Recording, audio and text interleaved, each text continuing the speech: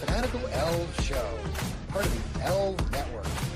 We are a bunch of wild and crazy Cleveland Browns fans, bringing you all the latest in Browns news. Tune in now.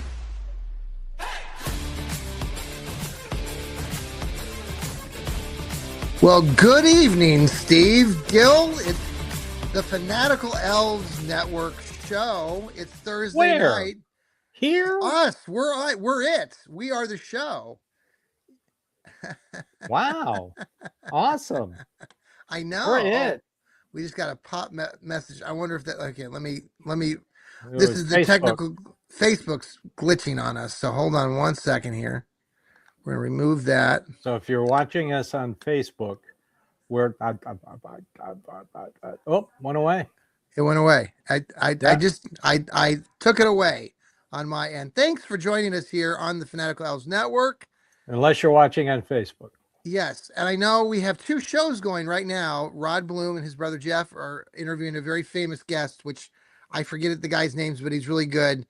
And we're not so good, but we're excited that you joined us and are watching us live here on YouTube and the X. Steve, Steve, guess we have polls tonight. We have a new function. I know. Don't you want to? Yeah, polls. Like you get on social media and there are always those polls you want to click on for the clicks. Well, we have an interactive poll. So if you're watching us right now tonight live on YouTube or on the X, you can interact with us in real time. Oh my God. What is the poll, John? Well, I can't. I'll share that momentarily. So stay tuned, folks. Because I love internet polls. You're gonna like the ones I created for you, Steve. You're not. Hey, all right. So the Brownies started their voluntary off-season program this earlier yesterday, I believe, or the day before. I can't remember exactly. But Tuesday, the 7th. Tuesday. So they've rolled into Berea. Tell us a little bit about your thoughts on that. What you've seen. I saw all the different players coming in, including one Dylan Gabriel, which you made note of in your social media post. Share what because radio in Cleveland was complaining that he wasn't there, and they're even asking, has anybody seen him? Well, apparently he was there. Yes. Yes. Oh my, I love it. What else did you notice of the players coming in? I saw Shador coming in the doors, so he's there, obviously. Yeah. So, I mean, they're not really allowed to do much. It's like weightlifting and Now they're trying to make a big deal about Myles Garrett not being there. They complained he wasn't there last year, and I think he did something special during the season. Didn't he do something really special during the season? I have no idea what you're talking about. Put my finger on it. Oh, that's right. He set a new sack record. So obviously he really doesn't need to be there. It's voluntary, people. Voluntary. So let me when they start talking nonsense on the radio, I voluntarily turn it off. Todd Monken was asked about this, and he had a very he didn't really care. He did say that he would have been there if it was him, but he said a little bit of everything. I thought it was how he said it was pretty good. Like he wasn't necessarily ripping Myles, but he also was like, it would be good if he was here because new coaching staff and all that fun stuff. But I interpreted that as he's Myles Garrett. He really doesn't need to be here for this kind of stuff. So that's the way I took it. I like the new head coach. I like how a reporter had to throw in he finally he was beating around the bush about what he was trying to ask. Okay. And he finally got to the Browns is the Browns part of the question. Oh, geez. I missed that part. Yeah. Well, he didn't say that, but that's what he was going. How do you change the culture? He just was I don't know who the reporter was, but he was dancing around it, and he finally got to the point. And Monken just said winning changes the culture. And he's right. I mean, if you think back to 2023, when the Browns last made the playoffs, yes, they weren't really that good of a team. They weren't. I mean, no, you started four different quarterbacks. You started guys named Dorian Thompson-Robinson and PJ Walker. I mean, and they weren't that really good. I mean, sure, Flacco came in, but he beat 4 teams that really were crappy teams.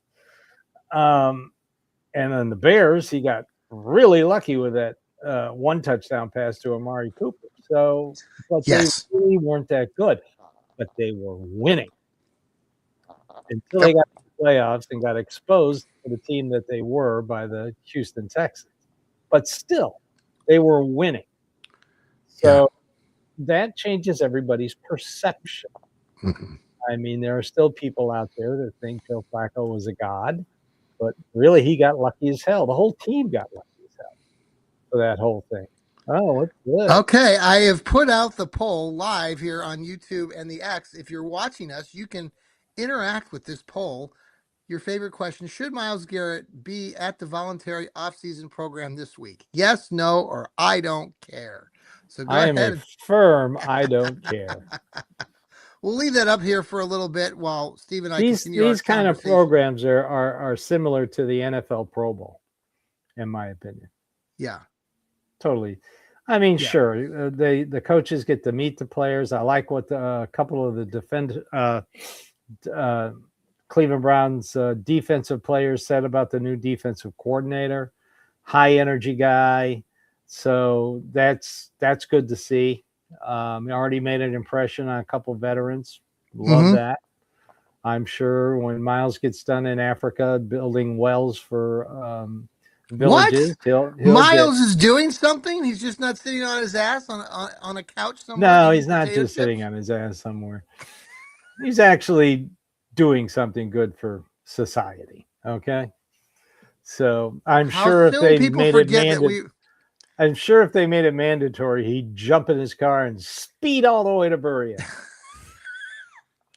You mean speed in that boat that he has to cross, right? You know, he'll fire that bad boy up. He'll be here in about 5 minutes.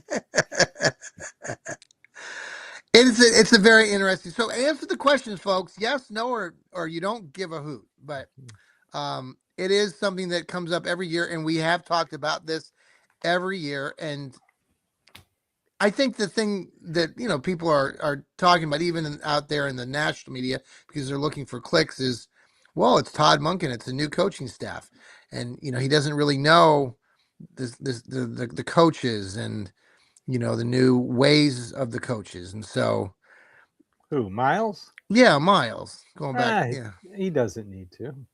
Yeah, come on, he's Myles Garrett. All right. So I'll tell you who benefits from being there early. Isaiah McGuire. He needs to step it up.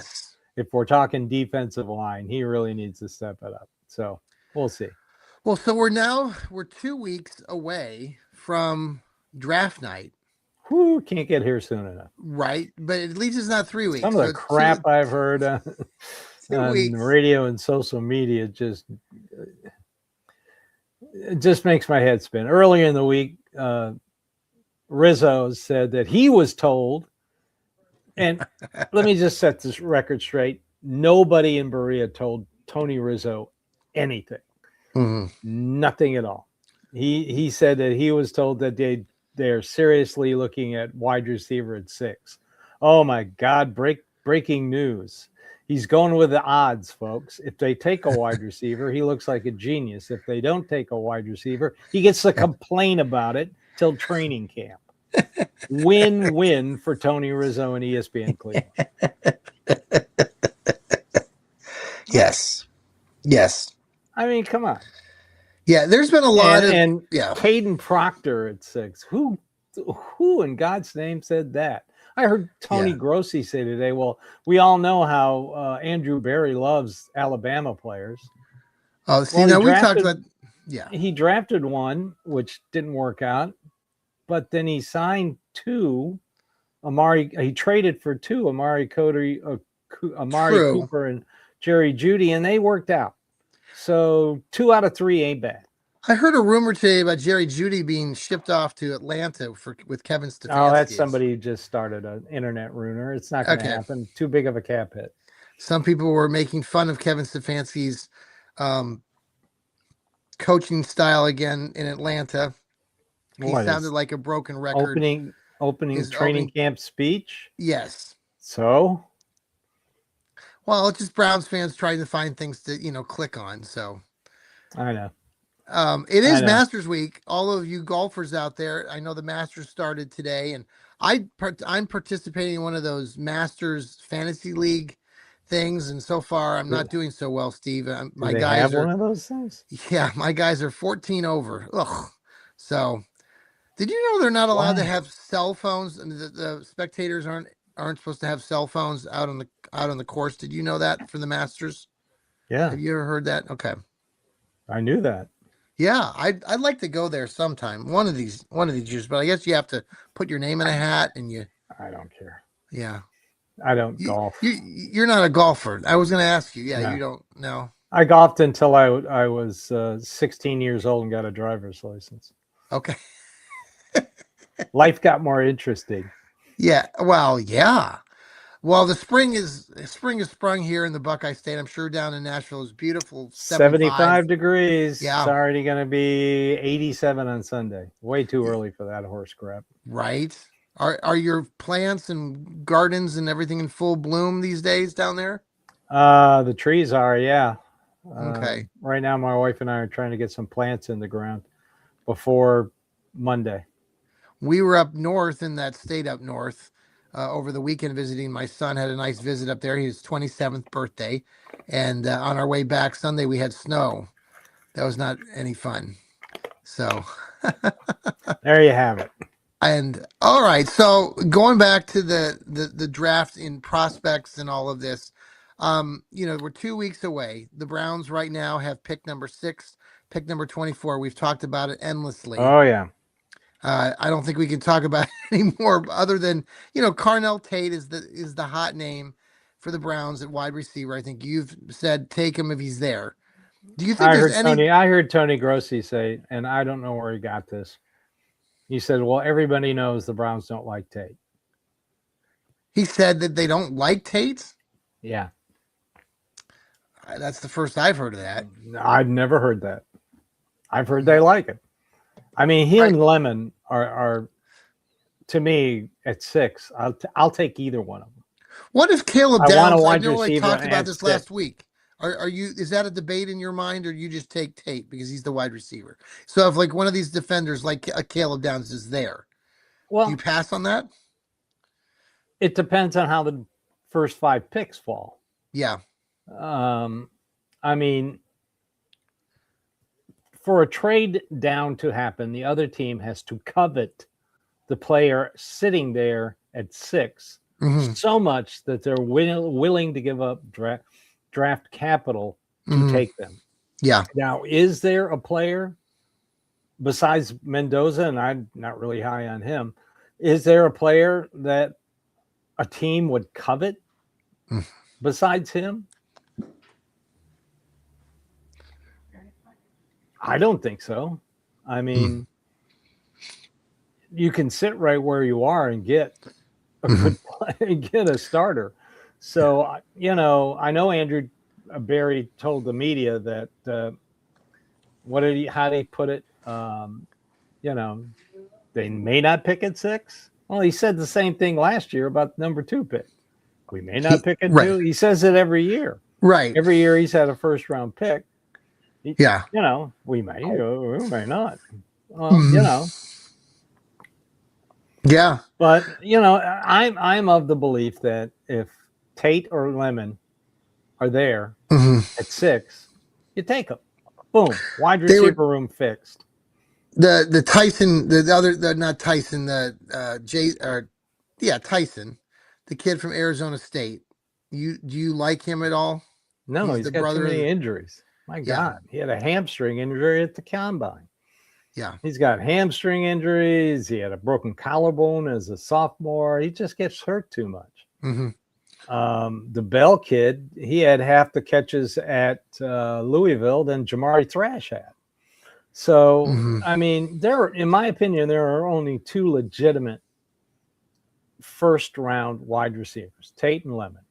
I agree. Now, you've got a couple tight ends, like the kid from Oregon. Yeah. And my guy from Vanderbilt, Sowers, who you could turn into wide receivers. Yeah. And do a reverse Ozzie Newsome. They're light enough. They're big enough. And they can block a little. You could plug them into the slot and turn them into a wide receiver. But do you want them or do you want a pure wide receiver at 6? I want a pure wide receiver. And I like Carnell Tate, not because I'm an Ohio State fan, because he's a damn good wide receiver.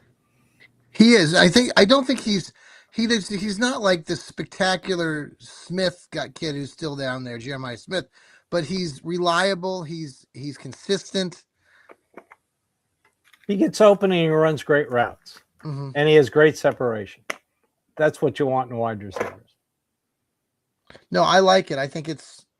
I mean, I just wonder, like, if that scenario is there. I mean, I've said on the record that I take Caleb Downs just because I think. If the board falls a certain way, I told you he is a wild card. Okay. They like him. They do like him. I mean, some teams tried to put out rumors that he had bad medicals, and the Browns don't care about that. They like Downs. So if somebody wants a certain player that's sitting there on the board and they're desperate for him, and they offer the Browns a really nice package of draft picks, and everybody keeps touting that Dallas thing. 12 and 20 for 6. No, you're gonna have to throw something else in. Yeah. So, like, there are some other in the top 10. You're going to have to throw something else in. Now, historically, and I've talked about this last week, and I've mentioned on my other shows and last week's show with you, that the Browns have not picked many wide receivers in the first round. They've only picked 2, dating back to 2004 when they took Braylon Edwards from Michigan. Yeah, different front office. There are, this front office trades for wide receivers. That could happen. I mean, there are other wide receivers, couple wide receivers from Indiana, Omar Cooper, and then the other kid I can't pronounce his last name. It starts with an S. I was looking at the list of the players that the Browns have brought in for their 30 visits, and they brought in Jeremy Bernard out of Alabama.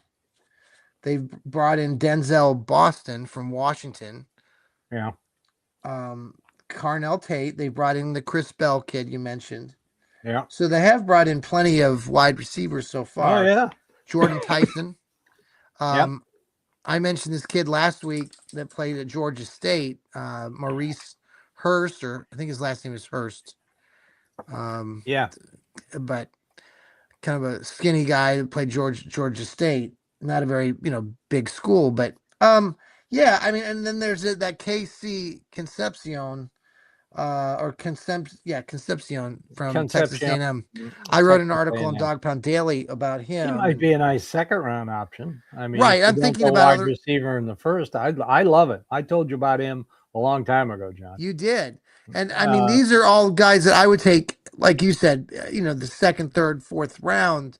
These are some of those wide receivers I think that will be there if the Browns decide to go, let's say, offensive tackle, or I think they're still going to say somebody on the defense. I mean, I wrote an article about that Kyle Lewis from Pittsburgh at pick number 70 in the third round, potentially. A lot of teams are looking at him. He's not exactly, the thing is, when we talk about Carson Schwarzenegger, a walk-on at UCLA, had a hell of a year this season with the Browns. The Browns probably need some support with linebacker. Are there some other linebackers or other players that you think that could fill that spot, like this kid that I mentioned? Is there anybody else that you've looked at all? I think they need a slot corner. They picked up one this week, right? He's more of a safety / corner. Okay. He's depth, special teamer. Yeah. Boy, Andrew Barry is gonna make sure he gets a lot of good special teamers on this team. Even he knows that special teams sucked last year. And they need a safety. You can find safeties and corners second, maybe the 70th pick. You got 39 on the second round, 70th in the third round. So you can find they're going to take a guard. I got a feeling they're going to take a center. Mm-hmm. They may move around on the third day a little bit. For another year, in round 5, they have 2 picks that are 3 picks apart. 146 and 149. I don't know how Andrew Barry does this every year. Mm-hmm. But he has 2 picks that are really close, and more often than not, he'll trade one of them. Mm-hmm. So, and he'll start picking up picks for 2027. Okay. Well, but, hey, they need the. I still think they're going to take 2 tackles. Wouldn't surprise me if they took 2 wide receivers, or another tight end. They got to decide on number 2 tight end, guard, center, corner, safety. Okay. I like it. No, I think all those positions, they have a need there, and I think we'll see how it all pans out. I just wonder, we were all surprised a year ago when they took Carson Schwarzenegger at pick number 33. I wasn't. No. I told you. Did you have him pinned? I didn't know that you actually, you discussed him, but I didn't know that was the guy that you thought that they would take. They asked Dane Bolger on Cleveland Browns Daily. They asked him because they knew JOK was hurt. Mm-hmm. And Nathan Zagura asked him, are there any linebackers that would replace him? And he said, there's only one, Carson Schwarzenegger. They meant, okay. And I went, what? Okay. So I looked him up, and I thought, man, if he's still sitting there in the second round, they might jump on him. Have you heard of any other names at this point? That you've heard, like, from those that you know? No, okay. No, it's wide open. Yeah. It all depends on it always depends on how the board falls. Yeah. And right now, I think it's going to be wide receiver 6. Okay. I hope it's Tate, and at 24 tackle, and I hope it's Fano. Yeah, and you like the other kid from Utah, is it Lamu? No. Who was the kid that came in today? Caleb Lamu. Lamu, that's right. Okay. I like Fano. He's good. He can play any position. They put at Utah, they always put him at the point of attack. So, So now on safety, I wrote an article 2 weeks ago about Emmanuel McNeil Warren from Toledo. And like that possibility, if they don't get a Caleb Downs, he's the other hot name. There's a couple other names too. Jenna Smith. They did. The Browns Oregon. did. Yeah, the Browns did bring in this Warren kid, from Toledo. That was part of on their list. Markel Bell, they've brought in from. Yeah, I talked about him in the last couple of weeks. Yeah. Okay. 2-year starter at Miami, never allowed a sack. He's developmental. If they take 2 tackles, it'll be somebody like him on the third day. And that tight end from Oregon you mentioned, Kenyon Sadik, whatever. Yeah, he's light enough to be a wide receiver. Same as Eli Sowers. Okay. Or not? Yeah, Stovers. Steve, let's pause for a quick commercial break. I want to talk to you about the Todd Monken and the quarterback situation briefly before we let everybody go tonight. We'll be right back. Hey, thanks for coming back to the Fanatical Elfz show. It's Thursday night. What? That's Steve Gill right there, and I'm John Suchan. Thanks for being here again. The Browns, started their voluntary workouts. We have the quarterbacks here, including they were all there. Shedeur, Deshaun, and Dylan are there. So that's my next poll question. If you're watching us as we talk about the quarterbacks here, please answer this wonderful question that I know you all have been maybe. Well, it doesn't want to show. Hold on. Oh, wait. Please stand by. Please stand by. Why is it not wanting to work? We're experiencing technical difficulties. Please stand by. Well, why is it not working? There's a lot of young people out there that don't understand what that means. All right, folks. My widget isn't working. So wow.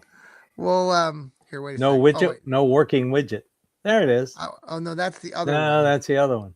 I wonder if you can only show one. I wonder if you can show. Wait, let's see if I can do this. There you go. Oh, there you go. Okay, so we have a new poll. Who should be the Browns starting quarterback this season in week 1? If you're watching, answer the question. You can interact with us. Pretty please. Shador, Dylan, Deshaun, I know or someone completely different. I know it isn't going to be number 3. They're going to find a reason for him not to start. Is it refreshing to you to have Todd Monken in the building and talking so frankly and using? Yeah, I love it. Yeah. I love what he said about missing the photograph. I don't give a shit, right? I don't give a shit. Awesome. But the thing that makes it funny is like if you ask that same question to Kevin Stefanski, he would have said something like, "Well, let me get back to you," or that we're not going to discuss that. I think that's the part. If you asked it's Freddie Kitchen, he probably didn't remember because he probably was drinking. Well, speaking of, I'm not going to talk about this whole shenanigans there. This isn't a Browns news, but Mike Vrabel and that ditzy news reporter Diane Rossini are having an affair, likely. Oops. Yeah. It's all over social media, and you can't miss it right now. It blows my mind. I should watch how I say these things. It's just it's discouraging, and I know we're just a sports podcast, but it's troubling. It's sad. That it's troubling because she is a reporter who has reported a lot on the Patriots. And that is what we call in the industry conflict of interest. Just a little bit. Somebody is going to have to pay for this. And I'm curious to see how this turns out. Well, it seems like she's getting a lot of the negativity. There's not been a lot of conversation. Well, nobody's going to say anything bad about Mike Vrabel, even though he didn't have his team ready to play in the Super Bowl. No, it's sad. It's tough. I know these things happen, but maybe it was getting a massage with Rossini. Yeah. Oh, it's an interesting day and age that we live in. So back to this discussion about the Brownies and the quarterbacks. They're all there. They're all working out. I think. At this point, we've talked about this already. We don't know who's going to be starting quarterback, and it could either does Todd Monken. Yeah.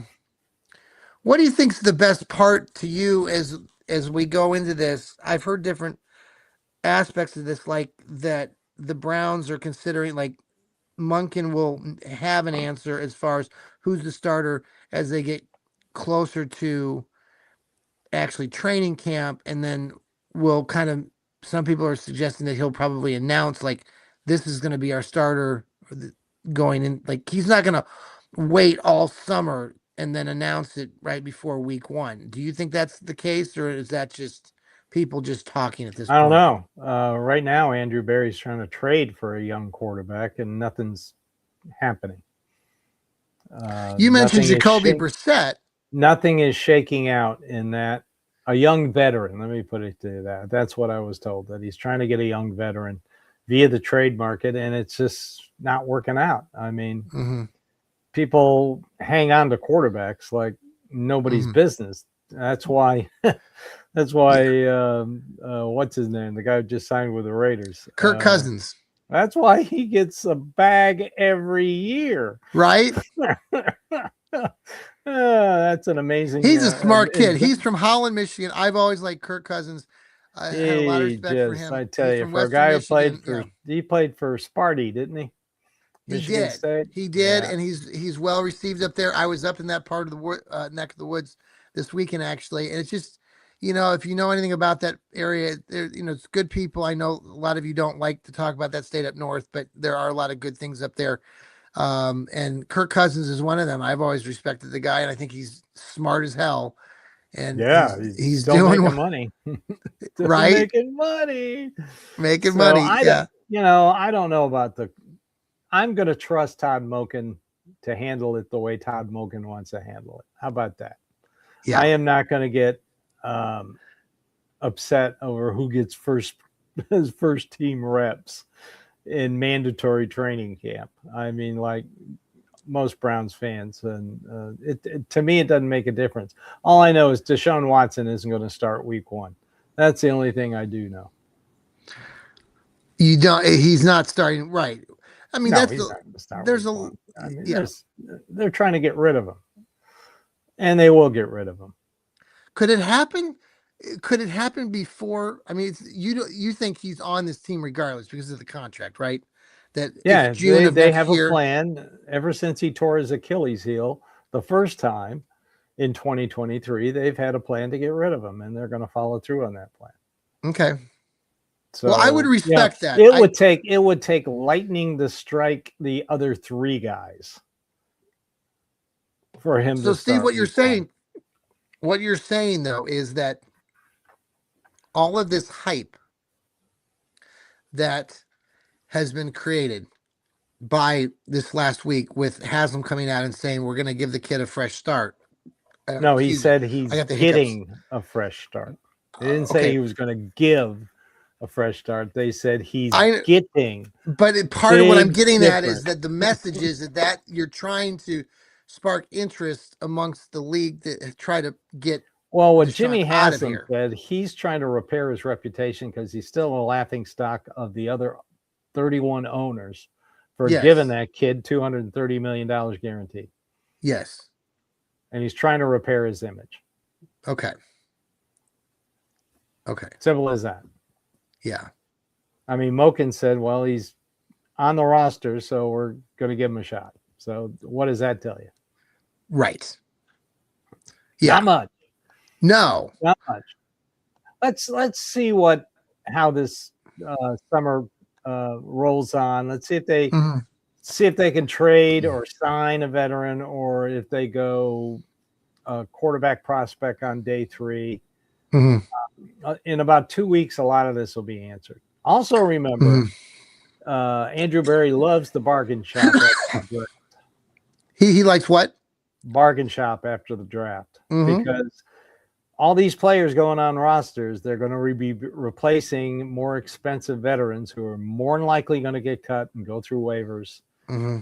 And that always helps the Browns. They can find some nice players to fill out the roster. Well, we'll see. I mean, we've got a couple weeks leading up to this.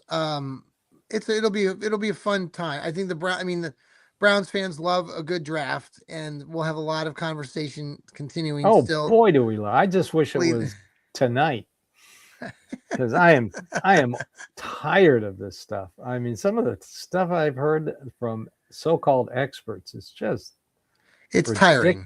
Oh, it's very tiring. They're not going to take a tackle at 6. Between that, none of these tackles are worth the 6th pick. No, the more Monroe Freeling, I'm not sold on the kid. I mean, if he's there later on, fine, but I'm definitely not taking him at 6.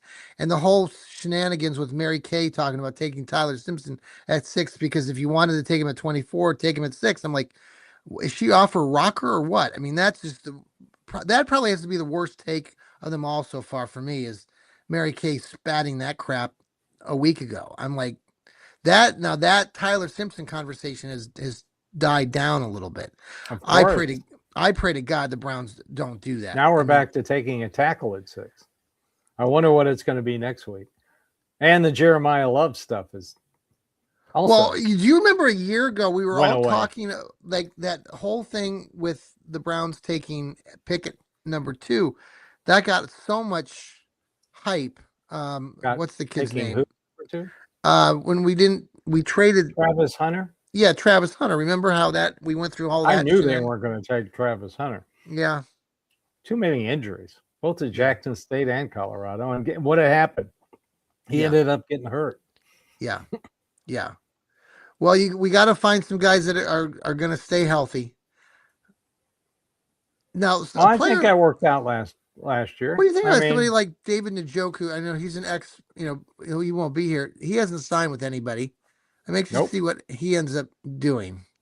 It'll probably be after the draft at this point. Well, when you get to this point, especially as front offices are gearing up, rerunning and running their draft boards and scenarios and everything. Yeah. Because that's what they're doing right now. What if this happens? What if this happens? Yeah. So they're prepared. I mean, they're still bringing in players, probably just to verify stuff they already knew.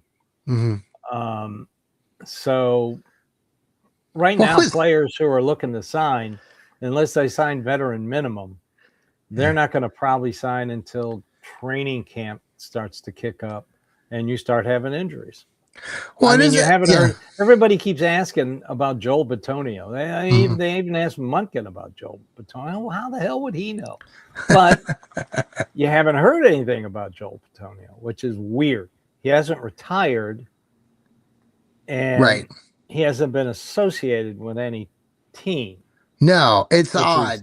I know. Which is very odd. Well, at least this regime is everything that you've been talking about. I mean, this is where, I don't like Andrew Berry sometimes, but when you think about where the team was a decade ago, like you were just talking about how the Browns bring in these players and they're looking at them, and then you think about what they did in 2014 when they drafted Justin Gilbert from Oklahoma State. Didn't even bring him in. Didn't even which says a lot about the difference in these organizations. That was Holmgren, wasn't it? No, I think it was. Well, or was it Ray the Farmer? It was Farmer. It was Farmer because it was Mr. Text Machine. It was the Johnny Manziel. They took it 21 in that draft, if I'm not mistaken, or 22. It was pick number 22 because I think they also took Brady Quinn. I remember that draft. I was at the Middle Tennessee Browns backer draft party. Everybody got excited except myself and 3 other guys who each looked at each other and went, "Oh, no." I know. I think they took him at pick 8, maybe 7. It was so stupid. That was the dumbest draft I ever saw in my life. Or better yet, there was the draft where the Browns took Bartavius Mingo. Bartavius Mingo. I remember I was in Wichita at the time during the Browns backers party there, and we all went, "Who the hell is Mingo?" I know. So at least that's where I think we've made some progress, and the Browns. Oh, we've made a lot of progress. I love how this front office doesn't leak at all. And every time I hear somebody goes, "Well, someone in Berea told me," no, they didn't. No, they didn't. Yeah. And I keep referencing the big trade, the wide receiver trades they made. Yeah. Or even last year with Joe Flacco. You didn't know they signed him until they announced they signed him. Correct. Yeah. Or the Kenny Pickett trade. Nobody knew about that until it happened. Yeah. And that's the way this front office works. So if you hear someone say, "Well, I've heard that the Browns are going to do this," no, they haven't heard that. Yeah. They're speculating. They're playing the odds. That's what Rizzo was doing with the wide receiver at 6. Yeah. He's playing the odds. Todd Monken reminds me. I just thought of this, and maybe I'm just because they're old, but I compare Todd Monken almost, and I was much younger, to like a Bud Carson when the Browns were being coached by that guy. Remember Bud Carson? Oh, who doesn't Philly? Bud Carson? Yeah, came in and he coached the Browns, and he was kind of an older guy, and probably, I don't know how he talked to the media. I think of, and I can't think of his name. He coached Tampa. He was our offensive coordinator under Butch. Oh, what's his name? When Timmy and Kelly Holcomb were here. Who? I'll think of it here in a minute, but that's who he reminds me of. Okay. He retired. Not Sherman. Pat Sherman? No, not Sherman. Yeah, Pat Sherman. God, that was Shermer. Pat Shermer. No, and then it's like Eric Mangini. Was it? Eric Mangini is kind of an interesting character. Have you heard some of his takes recently? He made some comment this week about something with I can't remember, in reference to the Browns. It was just I don't know. Eric Mangini was an interesting character when he was here for the Browns. I don't think he was, I mean, I think he was well received by the players, but he had some interesting things that I had heard about back while he was coaching. But then you look at they were complaining today about the Browns are not treating Monken like Freddie Kitchens. I mean, how did the media treat Freddie Kitchens? Just like a dumb coach? Is that basically Bruce Arians? Bruce Arians. That's who he reminds me of. Bruce Arians. There you go. If he coaches like Bruce Arians, we're in great shape. Yeah, no, and Bruce Arians wanted to come back and coach the Browns, so maybe we got him. Maybe we got him. The younger version. I don't know why everybody loved Freddie Kitchens. I guess because John Dorsey made them. Well, he wore that T-shirt that said against the Steelers or whatever. He was one of the guys, you know. Did you remember seeing that comment? Remember that video that they had circulating still even today where Baker Mayfield, he and Freddie Kitchens talked on the sidelines and Freddie walks away and you can hear Baker say, "That guy's an idiot." Yeah. I wonder why John Dorsey hired him. Well, final thoughts, Steve, before we let the fine people go. Draft 2 weeks away. Like I said, Browns have a wonderful array of picks. I don't know if you can really say if they're going to trade down, trade up from 24. I've heard somebody say that there's a possibility they could do that, and their trading partners might be the Cardinals or the Saints. I have no idea what's happening over there in Berea, but they do. Yeah, I saw an interesting story this morning that the Department of Justice is taking the NFL to court. Why, I have no idea. I think it's because of what people have to pay to stream the NFL games. But one thing I've learned over the years, that one billionaire owner has better lawyers than the entire Department of Justice. So just imagine if you're going to get the entire league who had the better lawyers than the Yes. Ain't going to work. Yeah. So Are you excited about the UFL adding an expansion team in Oklahoma City? Did you catch that news today? No, I didn't. You don't care much about the UFL, but they're expanding. Look, I mean, I've been a Browns fan all my life, and I'm a Vanderbilt graduate, so I've seen enough bad football for 20 lifetimes. Yeah. Why the hell would I watch that? I'm sorry. I'm just now they had 15,000 people show up here in Columbus for the Columbus Aviators game last weekend. So that was cool. And thank you again, Columbus Aviators, for they passed along some free tickets to us here at the Fanatical Elfz. Cool. So we well, if they're on in Nashville, I will give a watch until I can't watch anymore. Yes. Last year I watched one game for a series and then turned it off. Yes. Well, fine folks out there that are watching us, thank you so much. Shout out to Hemisphere Coffee Roasters too. They shake the hand of the farmer. Check out the link on our X page. Buy some amazing coffee. You will be pushing back some great money back to us so that we can go out and buy cake. Anyway, buy a cup of coffee. Buy a cup of coffee. All right, Steve, have a very good night. Go Browns. We'll talk to you next week, Thursday. Go Browns. You only got 2 more weeks. Just 2 more weeks. Hang in there, everybody. 2 more weeks of nonsense. 2 more weeks of what enjoy the fresh air. What I affectionately call throw crap against the wall season. See y'all.